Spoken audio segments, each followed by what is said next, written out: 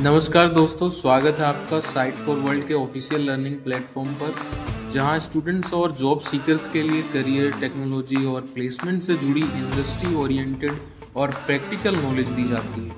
अगर आप अपनी स्किल्स को नेक्स्ट लेवल तक ले जाना चाहते हैं तो आप बिल्कुल सही जगह पर आए हो। चलिए शुरू करते हैं आज का इम्पोर्टेंट सेशन। नमस्ते स्टूडेंट्स। कभी सोचा है कि आज का जो ये मॉडर्न सॉफ्टवेयर आर्किटेक्चर है, ये आखिर बना कैसे? देखो, ये सिर्फ टेक्नोलॉजी की कहानी नहीं है, इसमें इकोनॉमिक्स और ह्यूमन ऑर्गेनाइजेशन का भी बहुत बड़ा हाथ है। तो अगर आज के क्लाउड नेटिव माइक्रो सर्विसेज को समझना है ना, तो हमें बस थोड़ा सा हिस्ट्री में पीछे जाना होगा। एक ऐसी दुनिया में जहां कंप्यूटर एक पूरे कमरे जितने बड़े हुआ करते थे। रेडी हो? फोकस मोड ऑन है ना? आज हम सब क्लाउड की बात करते हैं, राइट? हर एप्लीकेशन, हर सर्विस, सब कुछ क्लाउड पर है।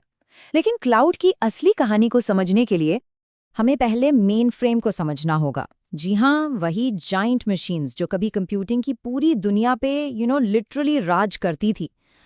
चलो इस इंटरेस्टिंग सफर पे चलते हैं। तो हमारी कहानी शुरू होती है 1960s से। ये मेन फ्रेम का दौर था और यहीं पर जन्म हुआ मोनोलिथ का। जरा इमेजिन करो, एक ऐसी मशीन जो सब कुछ करती थी और जिस पर पूरी की पूरी कंपनी डिपेंड करती थी।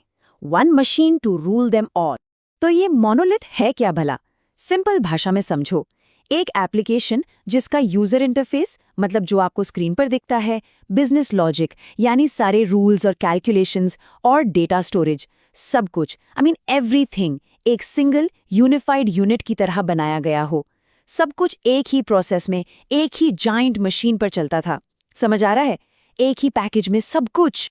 उन दिनों में सॉफ्टवेयर और हार्डवेयर वो एक दूसरे से ऐसे जुड़े हुए थे जैसे फेविकोल का जोड़।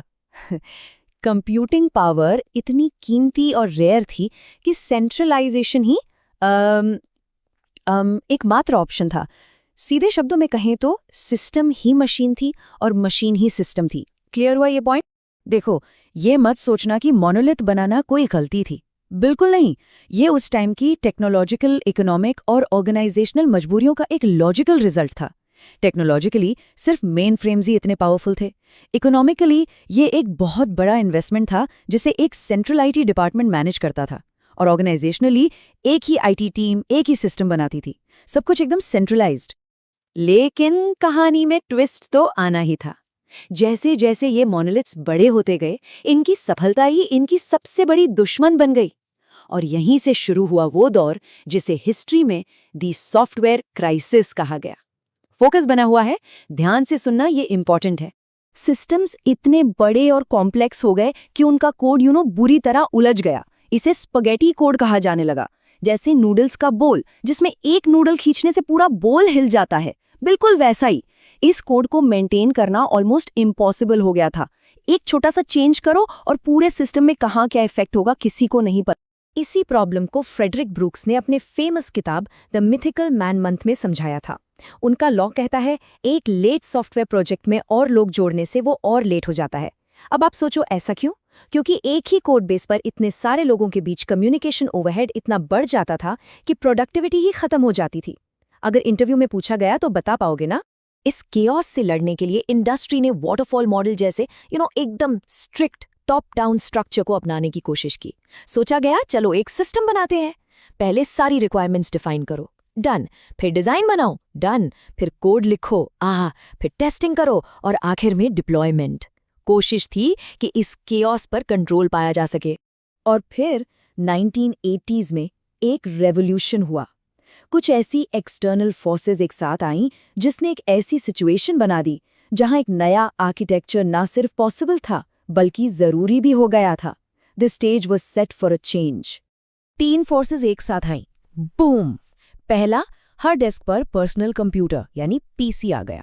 दूसरा, ऑफिसेज लोकल एरिया नेटवर्क्स यानी लैन से कनेक्ट हो गए। और तीसरा, हार्डवेयर की कीमत तेजी से गिरने लगी। डिस्ट्रीब्यूटेड कंप्यूटिंग के लिए जो भी सामान चाहिए था, अब सब मार्केट में अवेलेबल था। और शायद सबसे बड़ा ड्राइवर था पैसा। एक क्लाइंट सर्वर सिस्टम की लागत एक ट्रेडिशनल मेन फ्रेम सेटअप के मुकाबले सिर्फ 1/3 हो सकती थी। ये इतना पावरफुल इकोनॉमिक इंसेंटिव था जिसे कोई बिजनेस इग्नोर नहीं कर सकता था। पैसा बोलता है, राइट? तो इस सॉफ्टवेयर क्राइसिस का सॉल्यूशन क्या था? Enter the hero of our story, the client server architecture. एक नया स्टाइल, एक नया पैराडाइम जिसने वर्कलोड को डिस्ट्रीब्यूट कर दिया। रेडी हो इसके बारे में जानने के लिए? ये एक डिस्ट्रीब्यूटेड मॉडल है जहां काम को एक क्लाइंट जैसे कि आपका पीसी और एक सर्वर के बीच बांट दिया जाता है।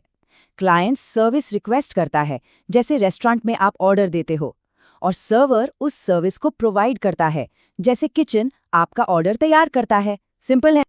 ये एक फंडामेंटल शिफ्ट था, जमीन आसमान का फर्क।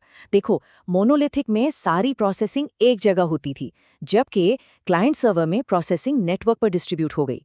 एक बड़े सेंट्रल कोड बेस की जगह लॉजिक को क्लाइंट और सर्वर के बीच स्प्लिट कर दिया। और स्केलिंग, मोनोलिथ में आपको और बड़ी मशीन खरीदनी पड़ती थी, क्लाइंट सर्वर में बस और मशीन्स ऐड करते जाओ। और इंजीनियर्स तो हमेशा चीजों को बेटर बनाते रहते हैं, राइट? तो टाइम के साथ ये मॉडल और मैच्योर हुआ और 3 टियर आर्किटेक्चर में इवॉल्व हो गया। इसमें प्रेजेंटेशन यानी यूआई क्लाइंट पर, एप्लीकेशन लॉजिक एक मिडिल टियर सर्वर पर और डेटा एक अलग डेटाबेस सर्वर पर। इससे कंसर्न्स को और बेहतर तरीके से सेपरेट किया गया। तो अब आप सोच रहे होंगे, भैया ये इतनी पुरानी कहानी आज क्यों सुना रहे हो? सही सवाल है। इसका जवाब आज के सॉफ्टवेयर इंजीनियर्स के चैलेंजेस में ही छिपा है। सवाल ये है कि माइक्रो सर्विसेज के इस दौर में ये 40 साल पुराना आर्किटेक्चरल शिफ्ट इतना रेलेवेंट क्यों है? स्क्रीन पे ध्यान है ना, ये सबसे इंपॉर्टेंट पार्ट है इस पूरी कहानी का। क्योंकि सिस्टम डिजाइन के जो कोर चैलेंजेस हैं वो टाइमलेस हैं। लेटेंसी और कंसिस्टेंसी, टीम ऑटोनॉमी और system complexity, capital expenditure versus operational expenditure, ये वही फंडामेंटल क्वेश्चंस हैं जो आज माइक्रो सर्विसेज के साथ भी पूछे जा रहे हैं। टेक्नोलॉजी बदल गई है, टूल्स बदल गए हैं, लेकिन ट्रेड ऑफ्स वो आज भी वही हैं। और ये हमें एक बहुत ही इंटरेस्टिंग सवाल पर लाकर छोड़ता है। क्या हम बंडलिंग और अनबंडलिंग के इस साइकिल को हमेशा रिपीट करते रहेंगे? मोनोलिथ वर्सेस क्लाइंट सर्वर की जो कहानी थी, वो आज मोनोलिथ वर्सेस माइक्रो सर्विसेज की बहस में जिंदा है। इस पर सोचना जरूर। नेक्स्ट सेशन में हम इसके आगे बात करेंगे। प्रैक्टिस करोगे ना? सिर्फ हमारे चैनल को सब्सक्राइब कीजिए और वीडियो को अपने दोस्तों के साथ शेयर जरूर कीजिए। कमेंट सेक्शन में अपना डाउट या नेक्स्ट टॉपिक लिखना मत भूलिएगा।